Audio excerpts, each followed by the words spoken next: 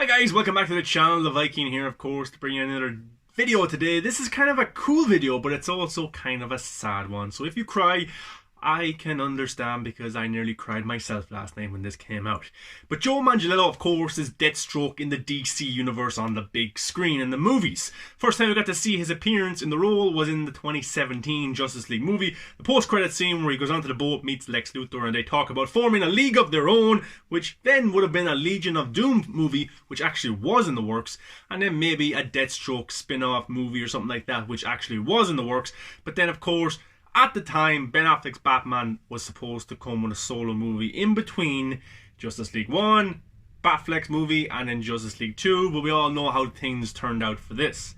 But an interesting article came out yesterday, an interview from Yahoo Entertainment, written by Ethan Alter, the senior writer at Yahoo Entertainment, and it's a pretty good article. So this, I'll read it out to you and then I'll give my thoughts, okay? So the headline is, Joe Manganiello reveals new details about Ben Affleck's abandoned Batman movie. And his quote was, "It was really cool, really dark, and really hard." Now this is hard to read if you're a big Batfleck fan, but yeah, this came out yesterday and it was a pretty interesting article, so let's get into it. Ben Affleck has already handed the Batcave over to Robin Pattinson, but Batfleck fans are still wondering what his version of the Batman might have been. When the actor originally agreed to suit up as the DC Extended Universe's Dark Knight, he was supposed to headline a solo film that would have spun out of the events of Zack Snyder's Batman v Superman Dawn of Justice and Justice League. Affleck himself initially planned to co-write and direct the Batman, only to step away from those responsibilities in early 2017.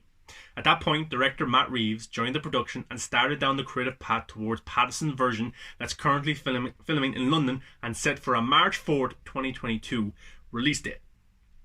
As early teasers have revealed, Reeves' Batman will be more of a detective story that pits a younger Bruce Wayne against a rogues gallery of villains that includes the Penguin, the Riddler, Catwoman.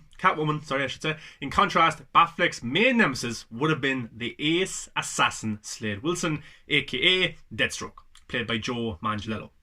While speaking with Yahoo Entertainment about his new film, Arch Enemy, which opens in theatres as well as digital and VOD services on December 11th, the True Blood star reveals that Affleck's abandoned Batman adventure would have had a strong David Fincher vibe. Now, of course, Ben Affleck worked with David Fincher on Gone Girl.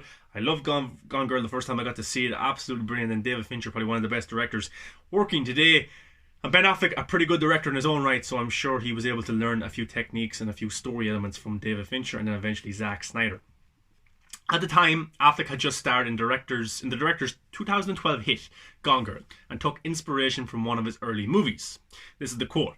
"There were similarities to The Game," Manganiello says, referring to Fincher's 1997 cult favourite that starred Michael Douglas as a rich banker who loses everything overnight and then runs a dangerous gauntlet orchestrated by a shadowy organisation. Now, I haven't seen that film. A lot of people said it was a pretty good film. I think that was before Fight Club came out, so it's probably an underrated, unseen David Fincher film. In the original pitch for the Batman, Deathstroke performed a similar demolition job on Bruce Wayne's life, systematically destroying his public status as Gotham City's leading citizen and his private existence as the Caped Crusader. This is a quote. "It was really a really dark story in which Deathstroke was like a shark or a horror movie villain that was dismantling Bruce's life from the inside out. It was this systemic thing. He killed everyone close to Bruce and destroyed his life to try and make him suffer because he felt that Bruce was responsible for something that happened to him. He killed everyone close to Bruce." Who the fuck is that? Is that Alfred? Is that Commissioner Gordon? Does Catwoman come back into Batfleck's story and she's killed off by Deathstroke? Robin's already dead. Who the hell does he kill? So that's pretty interesting. That is unbelievable. Imagine a Batman film where Commissioner Gordon dies and Alfred dies. Absolutely crazy to think. But it just shows you how big Affleck was willing to go with this story. Besides The Game, Affleck's proposed storyline that also bears strong similarities to Born Again, a classic arc from Frank Miller's run on Marvel's Daredevil comic book that was loosely adapted to the screen in the third season of Netflix series. This is a quote. "It was really cool, really dark, and really hard. I was very excited for it. So was Snyder, who teased the Batman in the original version of a post-credit scene that appears at the end of Justice League, where Deathstroke pays a visit to Jesse Eisenberg's Lex Luthor." So, let's just go over that part once again. So Frank Miller's run on Daredevil. Now, of course, Ben Affleck played Daredevil as well. I'm sure he went into the comics big time, Daredevil fan and stuff, and went in, looked at the lore, and that's probably a story that stood out to him. Of course, Daredevil, I should say, didn't do that well. The director's cut's a better movie, but overall, it isn't that good. So I'd say this was kind of Batfleck's way of getting his redemption for Daredevil, putting elements of a Daredevil story into his Batfleck movie while also being Batman and giving us something cool. So that's pretty cool from Ben Affleck's perspective. In the sequence that Manganiello shot with Snyder during principal photography in 2016, the duo discussed what to do about Batman, thus setting the gears of Slade's master plan in motion. But when Affleck stepped away from directing the Batman the following January and Joss Whedon replaced Snyder as Justice League director a few months after, the actor assumed that the scene was a goner and put Slade in his rear view. So that's how quickly things changed. Affleck lost his love for the role, for the films, for the story, for the vision that Zack Snyder had, because Zack Snyder was pushed out, and then they were fucking with his vision over the films as well, and it wasn't a good environment to be in. Of course, Affleck with his personal problems as well just stepped away from anything. But Joe Manganiello, remember when the Snyder Cut was announced back in May, he said now it's time for the real post-credit scene. This is what he talks about here, and I'm actually surprised. That's why I thought this article was a fake or made up or something, because he actually shows us and tells us a lot that was going to be in the Snyder Cut in 2017, the Batfleck film, and what happened behind the scenes. Then in the run-up to the movie's theatrical release in the fall of 2017, he found out that his scene was still in the picture, but it teased a completely different follow-up. I thought the scene was gone, but producer John Berg called me up and said, We worked the scene and put it back in. Manganiello remembers I was as surprised as anybody. Instead of the Batman Lex Slade encounter, now laid the groundwork for a second Justice League film, though not necessarily the one Snyder had planned. So it shows you how involved John Berg was with Jeff Johns, with Joss Whedon, about recrafting this DC universe. Their plans was to make a Legion of Doom movie, probably for Justice League 2, Legion of Doom versus Justice League. That was probably what their plans, and that's what Joe Manganiello says. It was very different from what Snyder had planned for Justice League 2. Rather than reshoot the entire sequence, the filmmakers opted to rewrite Eisenberg's side of the conversation. They reshot all of Jesse's dialogue to tease Justice League Part 2, which was going to be about the Injustice League, Manganiello says. For the record, Snyder intended to feature the alien despot Darkseid. That's just what the writer is saying. We all know this, Darkseid's going to be in it. All of that dialogue was about Batman originally, and it was changed to lines like, shouldn't we have a league of our own? So basically the post-credit scene that we're going to see, or maybe it won't be a post-credit scene now, but a scene we'll definitely see in 2021 that got to do with the Snyder Cut, is Joe Manganiello and Lex Luthor meet, and their conversation isn't about the Justice League, it isn't about starting a league of our own, it isn't about Darkseid. The conversation is about Ben Affleck's Batman, and probably Lex Luthor hiring Deathstroke to kill him, or the two of them coming up with a plan to get rid of the Batman, because remember, the Batman is the one who found out Lex Luthor's plan, and stopped everything, and of course got him in prison and all that kind of stuff. So that's pretty interesting.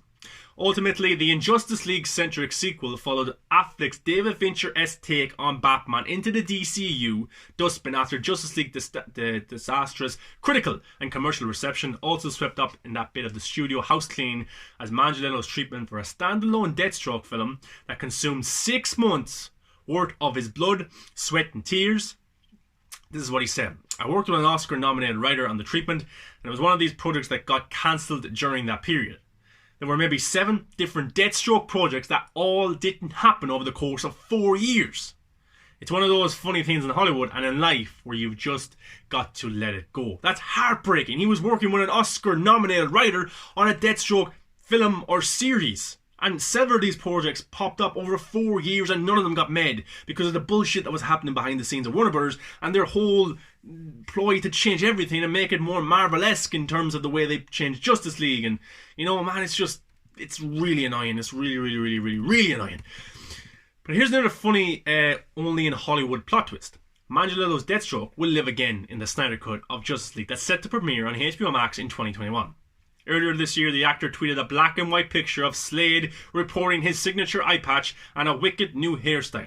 And he confirms to Yahoo Entertainment that the image came from new material that the director filmed for his upcoming 4-hour series. Zach called me one day and asked, how do you like to do it again? So I said, sure man, I'll be there. And he told me, okay, we're getting your armour out of storage in England and we're going to fly it over. Is there anything you want to do differently? Sure enough, Manganiello had all kinds of fresh ideas that he wanted to put into his last stab at Deathstroke. Hopefully it's not, including a few culled from his never-made treatment. Some of those elements I snuck into this round. He teases, specifically citing the character's badass Mohawk. The greatest warriors, this is a brilliant quote, the greatest warriors are the ones who walk into battle already dead or assuming that they're going to die. They're looking for someone who could actually kill them. There's almost an excitement about it. Like, is today going to be the day? So there was a climatic moment in my standalone story where I wanted Slade to shave his head into his warlike mohawk, knowing that he was going off to his own death. I said to Zach, I always envisioned him with a big white mohawk, and he was totally down for it. That's pretty cool that Snyder, even though this is probably a small scene in the addition of photography for Zack Snyder's Justice League, he wanted to get Joe Manganiello involved as much as possible. He wanted to have his say in the character, and that's pretty good from Snyder. It shows how much he is loved by these actors because they're really brought into the process of creating these great characters.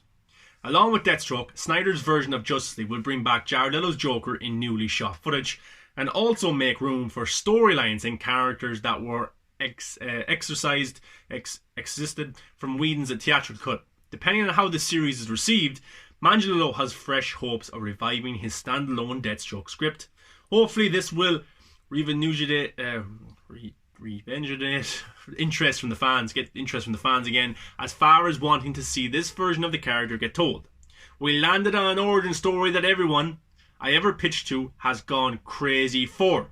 There's so many versions of this character over the years, and I just wanted to put my own stink on it. So he's hoping that Justice League leads to more spin-offs or more sequels where he gets to play the character again, and the story that he had created with the Oscar-nominated writer is something that people will go crazy over, and it's something unique to the character. So that's pretty cool, and hopefully that does happen. So he wants this to kind of get people talking about him as Deathstroke again, and hopefully it does.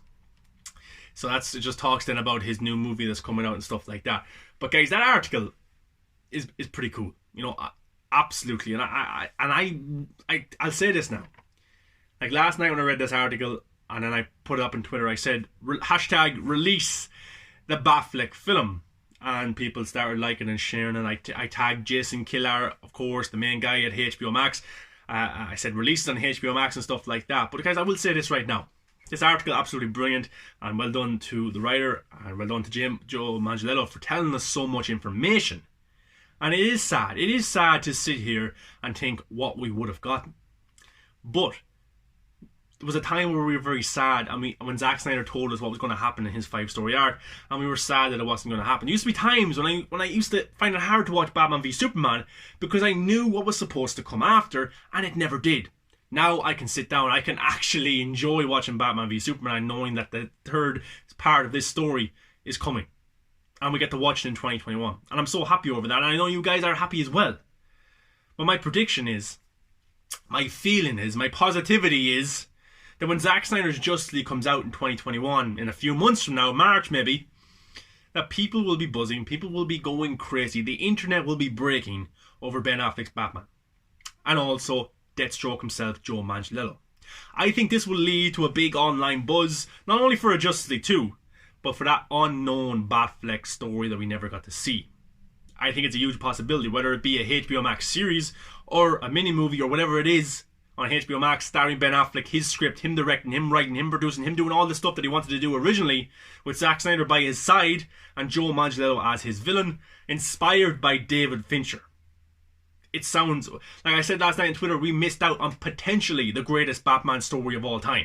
And I just don't mean live action, comic book, graphic novel. I mean everything. Every single Batman story.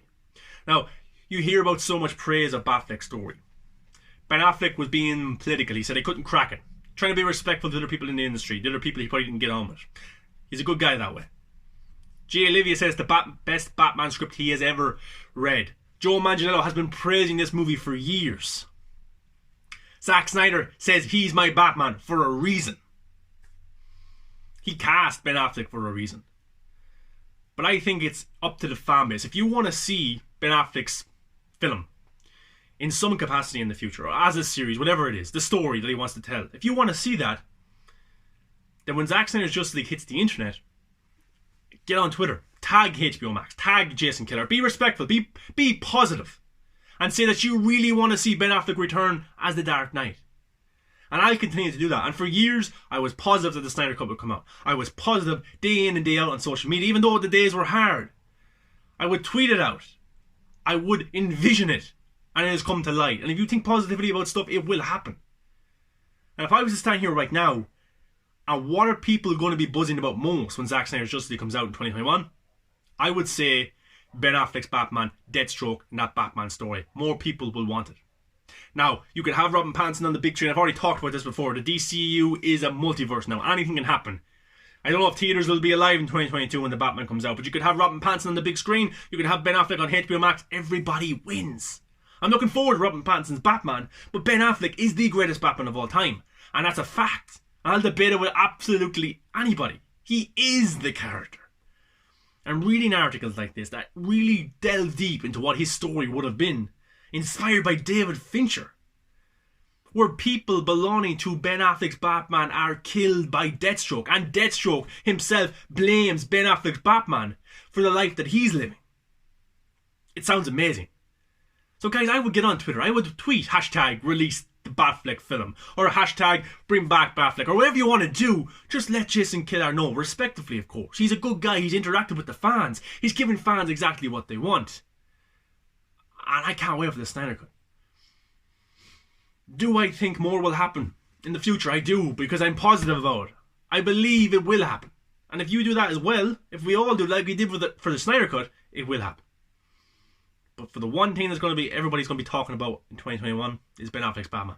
They will be raving about him, because in 2016, when that movie came out, even though all the commercial, critical, negative stuff and all that kind of stuff came out, people were praising Ben Affleck's Batman, saying he was the best part of the movie. So wait until 2021. I can't wait. And I think this story will eventually happen at some stage. The Deathstroke story as well. These are too good of stories to be left in a vault or left on a piece of paper rotting away and never to be used. Just my thought on all this, guys. But guys, give a like, comment, subscribe. Get into the comments. Let me know your thoughts about all this stuff in this article. I think it's pretty cool. Pretty badass, pretty emotional, pretty sad, but also makes me happy, and I think it will happen. Okay, guys, if you're not subscribed, subscribe. I appreciate everyone that is, and yeah, I'll see you next time, guys. Pretty cool story, and look, we were robbed, but slowly but surely everything is being restored to the way it was. Hashtag restore the Snyderverse. Think positive.